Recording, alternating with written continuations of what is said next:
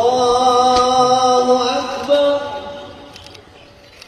سمع الله لمن حمده ربنا ولك الحمد। চারিদিকে কড়া নিরাপত্তা, রাস্তায় রাস্তায় ইসরায়েলি সেনাদের ব্যারিকেড, তল্লাশির নামে চেক পয়েন্টগুলোতে চলেছে মুসল্লিদের হয়রানি। নিষেধাজ্ঞা, বাধা, রক্তচক্ষু কিছুই যেন আটকাতে পারল না ফিলিস্তিনিদের ইমানি দৃঢ়তা। প্রথম জুমার দিন ভোর থেকেই দলে দলে মানুষ রওনা দিলেন আল আকসা মসজিদের দিকে। ইসরায়েলি নিষেধাজ্ঞা সত্ত্বেও প্রায় ৯০,০০০ মুসল্লি পবিত্র রমজানের প্রথম জুমার নামাজ আদায় করেছেন আল আকসা মসজিদে। কিন্তু এ সংখ্যা হতে পারত আরো কয়েক গুণ বেশি, কেননা হাজার হাজার ফিলিস্তিনিকে দখলদার সেনারা আটকে দিয়েছে জেরুজালেমের প্রবেশপথের চেক পয়েন্টগুলোতে। ইসরায়েলের ঘোষিত নিয়ম অনুযায়ী শুধুমাত্র ৫৫ বছরের বেশি বয়সী পুরুষ, ৫০ বছরের বেশি বয়সী নারী এবং ১২ বছরের কম বয়সী শিশুদের মসজিদে প্রবেশের অনুমতি দেওয়া হয়েছিল, তাও কড়াকড়ি শর্তে, অগ্রিম নিরাপত্তা অনুমোদন, কঠোর দেহ তল্লাশি ও সীমান্ত পারাপারের জটিল প্রক্রিয়া শেষে।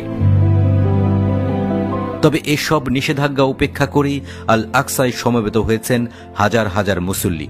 পূর্ব জেরুজালেম ও ইসরায়েলের আরব অধ্যুষিত শহরগুলো থেকে দলে দলে মানুষ ছুটে এসেছেন।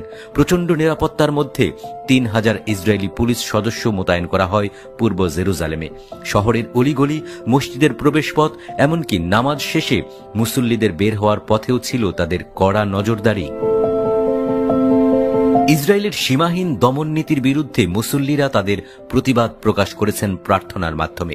নামাজের পর তারা গাজা ও পশ্চিম তীরে ইসরায়েলি বাহিনীর হাতে নিহতদের জন্য গায়েবানা জানাজা আদায় করেন। আল আকসার খতিব শাইখ মোহাম্মদ সালিম মোহাম্মদ আলী তার বক্তব্যে মুসল্লিদের সাহসিকতা ও দৃঢ় সংকল্পের প্রশংসা করেন।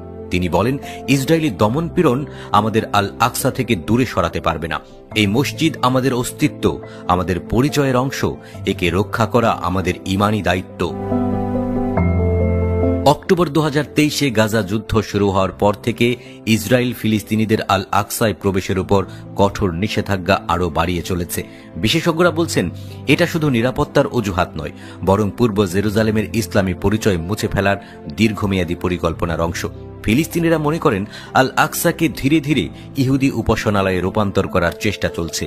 ফিলিস্তিনের ইসলামিক ওয়াকফ বিভাগের প্রধান শাইখ আজম আল খাতিব বলেন, প্রতি বছর ইসরায়েল নতুন নতুন শর্ত আরোপ করছে। ফিলিস্তিনিদের উপস্থিতি কমিয়ে দিতে চাইছে, কিন্তু আমরা জানিয়ে দিতে চাই, আল আকসা আমাদেরই থাকবে। আল আকসা ইস্যু কেবল ফিলিস্তিনের নয়, এটি পুরো মুসলিম বিশ্বের আবেগের কেন্দ্রবিন্দু। কিন্তু প্রশ্ন হচ্ছে, ইসরায়েলের এই দখলদারিত্ব ও ধর্মীয় নিপীড়নের বিরুদ্ধে মুসলিম বিশ্ব